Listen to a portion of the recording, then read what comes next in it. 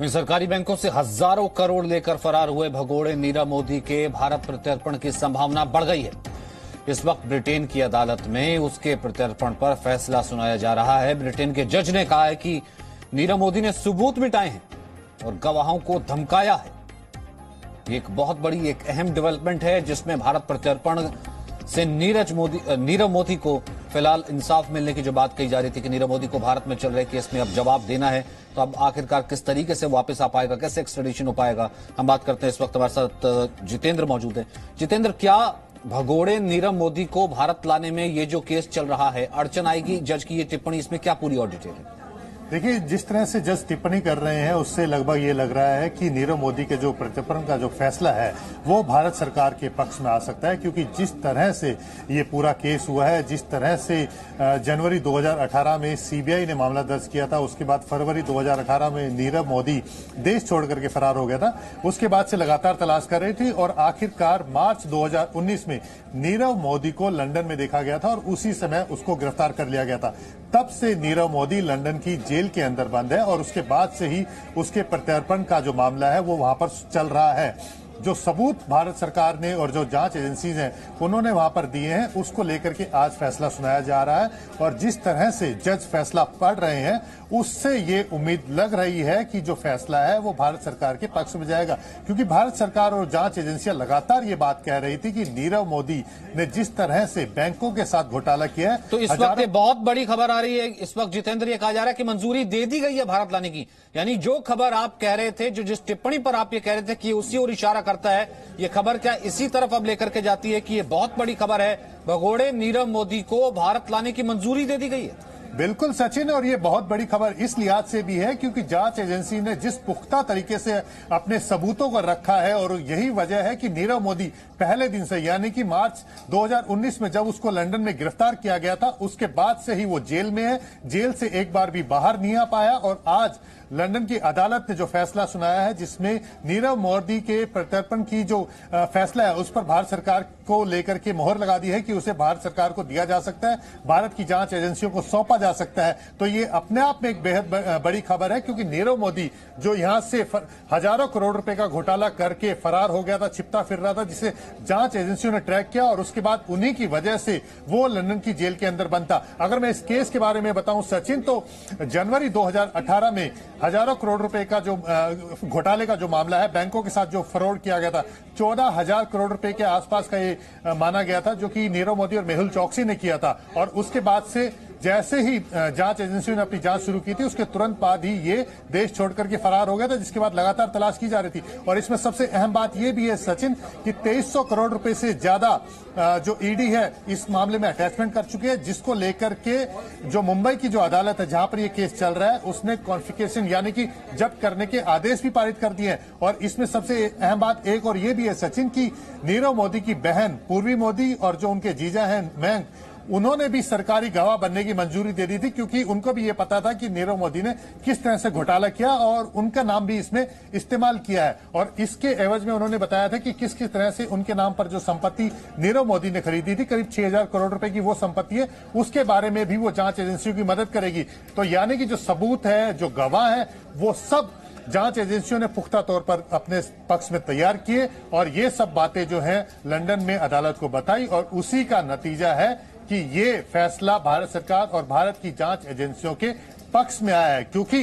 अपने आप में ये बड़ी चीज है कि जिस दिन गिरफ्तारी हुई उसके बाद से आज तक एक बार भी नीरव मोदी को बेल नहीं मिली है। और उसके बाद ये सीधे तौर पर आज फैसला सुनाया गया है जिसमें नीरव मोदी के प्रत्यर्पण का जो फैसला है वो भारत सरकार के पक्ष में दे दिया गया है। अब हालांकि इसके लिए राहें थोड़ी सी कठिन जरूर है, क्योंकि अगर हम बात करें विजय माल्या के फैसले को लेकर के और नीरव मोदी के फैसले को लेकर के, हालांकि दोनों थोड़े अलग अलग है, क्योंकि उससे सबक लेते हुए नीरव मोदी को लेकर के पुख्ता तौर पर सबूत पेश किए गए थे, सारी तैयारियां की गई थी। अब ये जो अगर इसकी आगे की अगर हम बात करें सचिन, तो इस फैसले के बाद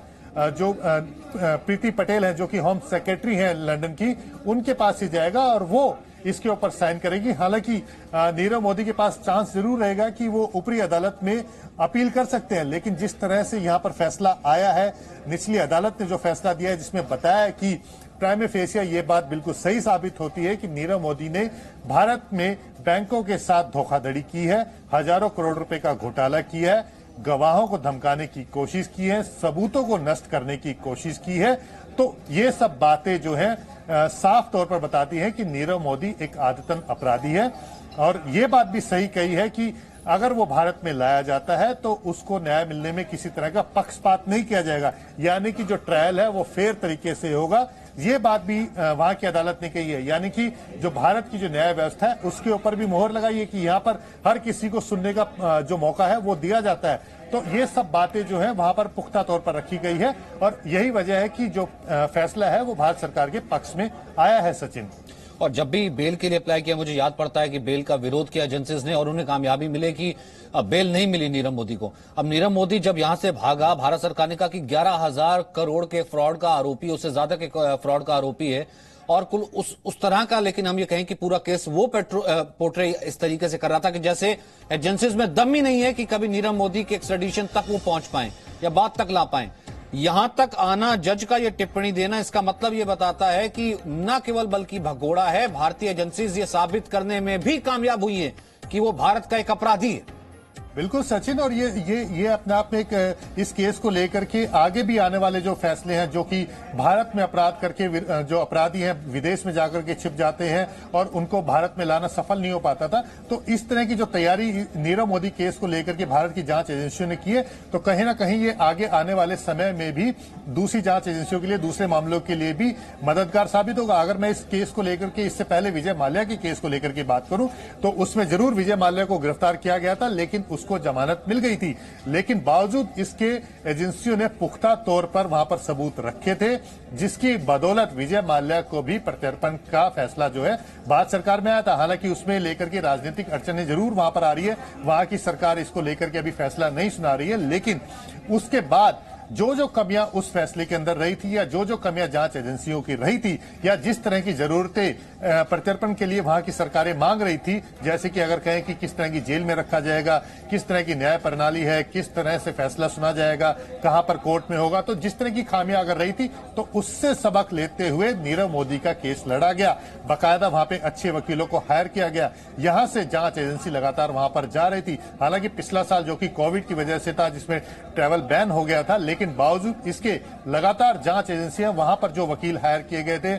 जो भारत सरकार का पक्ष और भारत की जो जांच एजेंसियां उसका पक्ष रखने के लिए वहां पर थी, तो उनको बाकायदा ब्रीफ किया गया था कि क्या क्या इन्होंने, नीरव मोदी ने घोटाला किया है। सबूत पुख्ता तौर पर रखे गए थे। इसके अलावा जो अटैचमेंट किए गए थे, उन अटैचमेंट को जो प्रॉपर तरीके से बना करके वहां पर पेश किया गया था। इसके अलावा चार्जशीट फाइल की गई थी तय समय पर, सबूत सारे जुटाए गए थे। इसके अलावा जो सबसे अहम बात यह रही है कि खुद भारत सरकार की जो अदालत है, जो कि मुंबई में जहां पर यह केस चार्जशीट फाइल की गई थी, उसने फ्यूजिटिव इकोनॉमिक ऑफेंडर्स एक्ट के तहत 1400 करोड़ रुपए की जो संपत्ति है नीरव मोदी की, उसको जब्त करने का आदेश भी दे दिया गया था। ये पिछले साल जून में ये फैसला आया था। और इसके साथ ही जो नीरव मोदी की बहन है, उसने काफी अहम जानकारियां दी थी। तो जो तमाम सबूत हैं, उन सबूतों को बना करके वहां पर अदालत में पेश किया गया था, बताया गया था, बाकायदा पुख्ता तरीके से ये सबूत वहां पर रखे गए थे। और यही वजह है सचिन की जब नीरव मोदी को गिरफ्तार किया गया तो उसको विजय माल्या की तरह जमानत नहीं मिली,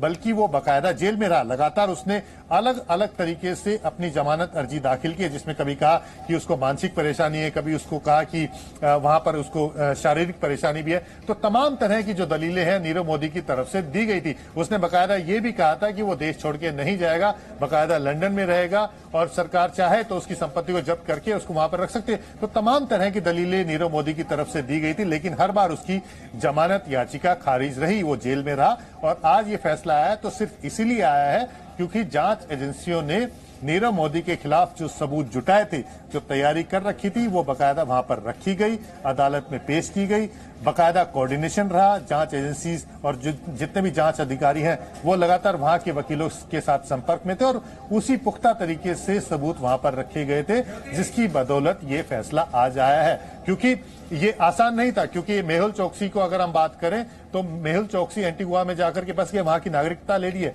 लेकिन उसके लिए भी अलग से कोशिश की जा रही है और उसको लेकर भी सरकार जो है अपनी तरफ से कोशिश कर रही है, पुख्ता सबूत वहां पर रख रही है। लेकिन लंदन वाला मामला इसलिए था क्योंकि लंदन में लेकर के जो प्रत्यर्पण का जो मसला है उसको लेकर के कहीं ना कहीं अड़चने आ जाती थी। लेकिन जिस तरह से पिछले साल बुकी संजीव चावला को भारत में लेकर के आया गया, तो उससे एक उम्मीद बड़ी थी कहीं ना कहीं बेहतर संबंध, जो इस तरह के जो अपराधी हैं उसको लेकर के आपस में म्यूचुअल रिस्पेक्ट बन रही थी, एक ट्रीटी बन रही थी जिसको लेकर के कि इस तरह के जो अपराधी हैं उनको भारत को सौंप दिया जाए, उनके खिलाफ अगर कोई मामला है। तो ठीक इसी तरह से नीरव मोदी का ये जो फैसला आया है, तो निश्चित तौर पर ये बाकी जो अपराधी वहां पर जाकर के छिप जाते थे उनके लिए भी अब ये खतरे की घंटी है, क्योंकि भारत सरकार जो भी अपराधी वहां पर जाकर छिप रहा है उनके खिलाफ पुख्ता सबूत लेकर के जा रही है और जल्द ही उनको सब अपराधियों को भारत में लेकर के आएगी भी। जी, जाहिर सी बात है, लेकर के आएगी भी, इससे साफ पता लगता है। और दूसरी बात यह कि जिस तरीके से ये ट्रायल हुआ, एक तो सबसे बड़ी बात यह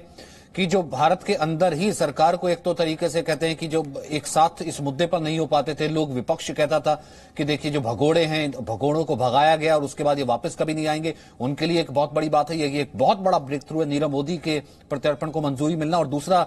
मैं जितेंद्र ये भी पढ़ पा रहा हूं कि जज ने बाकायदा, जज सैमुअल गोजी ने ये बाकायदा कहा कि ये पूरे तरीके से स्पष्ट है कि आपको भारत के कई सवालों के जवाब देने हैं। जज ने यह भी कहा कि आपने जो जवाब दिए हैं वो तो मेल ही नहीं खाते हैं, यानी कि आपने कहीं ना कहीं फ्रॉड किया और you want explanation to India, तो आपको जवाब देने हैं तो अब इंडिया पूछताछ करेगा, इंडिया लेकर के जाइए इसको। बिल्कुल बिल्कुल सही कहा, क्योंकि जो मामला है वो पूरे भारत के अंदर बनता है। भारत की जांच एजेंसियां इस पूरे मामले की जांच कर रही हैं। जो सबूत भारत सरकार ने जुटाए, भारत की जांच एजेंसियों ने जुटाए, क्योंकि इस पूरे मामले को लेकर के सीबीआई ने सबसे पहले मामला दर्ज किया था और उसके बाद ईडी इस पूरे मामले की जांच कर रही थी। इसमें बकायदा चार्जशीट दाखिल की गई है सबूत के साथ, और जो इसमें बाकी जो दोषी थे, बाकी जो आरोपी थे, जिसमें जो बैंक ऑफिसर्स थे जिन्होंने नीरव मोदी के साथ मिलकर के बैंक के साथ धोखाधड़ी की थी, यानी कि जो पब्लिक मनी है उसमें जो चीटिंग की गई थी, तो उनको भी गिरफ्तार किया गया, उनके खिलाफ भी चार्जशीट फाइल की गई है। तो निश्चित तौर पर ये एक बड़ा फैसला है और जिस तरह से जज ने ये फैसला सुनाया है और उसमें कहा गया है कि जो मुंबई के अंदर जो आर्थर रोड पर जो जेल है उसका बैरक नंबर 12 है, वो बिल्कुल नीरव मोदी के लिए फिट बैठता है। क्योंकि अगर बात करें सचिन, तो इससे पहले जब विजय माल्या का केस हुआ था तो तब ये सब चीजें जो है वहां पर अदालत में लगातार पूछी जा रही थी कि कौन सी जेल में रखा जाएगा, क्या वहां पर ह्यूमन राइट्स को लेकर के जो वहां की जो जेल है वो बिल्कुल फिट है, तय मायने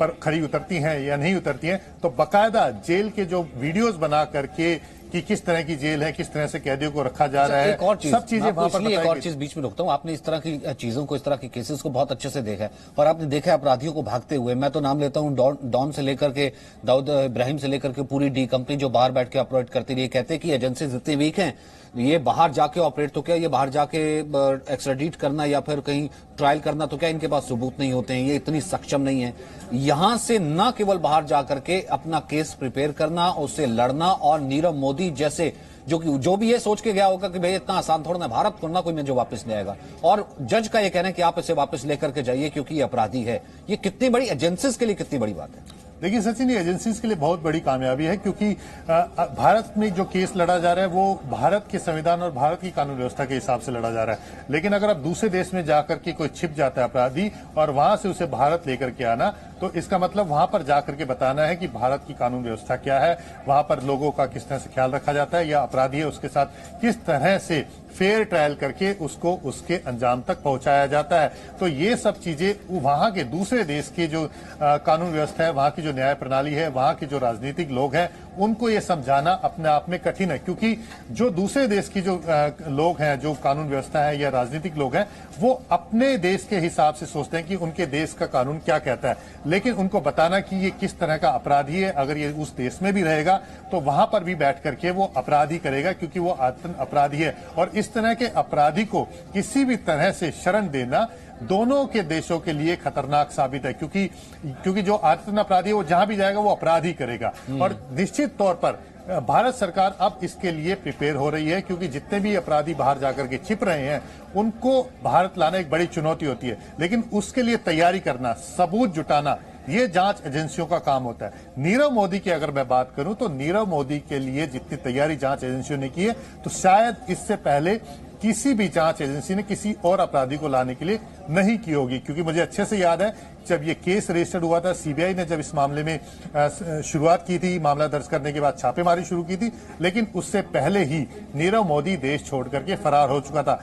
नीरव मोदी नहीं, उसका पूरा परिवार और जो उसके साथी थे मेहुल चोकसी, सभी लोग देश छोड़ करके फरार हो चुके थे। यानी कि उनको इस बात की भी भनक लग चुकी थी कि मामला दर्ज होने के बाद सीधे उनकी गिरफ्तारी होगी। उसके बाद वो साल भर तक छुपते रहे। सीबीआई ने मामला दर्ज किया, ईडी ने मामला दर्ज किया, जो जो इनकी संपत्ति थी उन संपत्तियों को अटैच करना शुरू किया, बकायदा लिस्ट बनाई गई, बकायदा सबूत जुटाए गए और उसके बाद अदालत में चार्जशीट फाइल करने के बाद जो फ्यूजिटिव इकोनॉमिक ऑफेंडर्स एक्ट है उसके जरिए चार्जशीट फाइल की गई और जो अटैचमेंट किया गया था उसको कॉन्फिस्केशन के लिए बकायदा अर्जी लगाई गई, जिसके बाद अदालत ने मोहर लगाई। अदालत की ये भी कहते हैं ना जितेंद्र, यहाँ पे अपराध करके अपराधी वो तो व्हाइट कॉलर होता है, भले विजय माल्या हो भले नीरव मोदी हो, भागता थोड़ा है, भकाया जाता है, सेफ पैसेज दिया जाता है और जब तक एजेंसीज नहीं मिली होती सेफ पैसेज कहां से मिलेगा। और वही एजेंसीज जो हैं जब अपने ऊपर ले लेती हैं और जाकर के केस लड़ती है और कैसे वापस लेकर आती हैं, ये कितना बड़ा एक सिस्टम का काइंड ऑफ अवेन है, ये मेरे ख्याल से ये भी दिखाता है। जो कि अब से पहले सिर्फ बहुत आसानी था ना, बहुत आसानी से कह देते थे नहीं सिस्टम मिला हुआ तो इस कारण से भाग गए। देखिए ये एक बहुत पुरानी कहावत है कि अपराधी कितना भी शातिर क्यों ना हो, लेकिन कानून के लंबे हाथों से वो बच नहीं सकता। भले ही आप सिस्टम में रह करके, आप सिस्टम की खानियों का फायदा उठा करके आप थोड़े समय तक बच सकते हैं, लेकिन लंबे समय तक आप कानून से बच नहीं सकते। बिल्कुल सही बात है कि नीरव मोदी ने कहीं ना कहीं कानून की खामियों का फायदा उठाया। कहीं ना कहीं जो उसको टिप ऑफ मिला था कि जैसे ही केस रजिस्टर्ड हुआ या उसको पता लगा था कि केस रजिस्टर्ड होने वाला है, जो पंजाब नेशनल बैंक है जिसका पैसा इसने नीरव मोदी ने घोटाला किया था, तो उसके इस बात की जानकारी उसको लग गई थी कि केस रजिस्टर होने वाला है। पंजाब नेशनल बैंक जो है वो सीबीआई में इस मामले की शिकायत देगा। ठीक है जितेंद्र, जैसा आप कह रही है लगातार बहुत बड़ी खबर है और आपने कहा कि बहुत बड़ा इंपैक्ट है जो पूरे जज की ये जो टिप्पणी आई है। आप हमारे साथ बने रहिएगा, इस बहुत बड़ी खबर पर हम बने रहेंगे। छोटा सा ब्रेक लेना, वापस आ रहे हैं। Presenting B News app available on Google Play and App Store. Download it now.